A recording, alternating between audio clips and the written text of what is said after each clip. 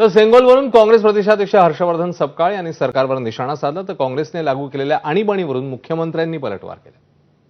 आजच्या जाहिरातीत काय दिसतंय तर आजच्या जाहिरातीमध्ये हे जे सिंगून लावलं जात आहे हे आणलं कुठून? हे तर लोकशाहीमध्ये संविधानात तर याचा उल्लेखच नाही।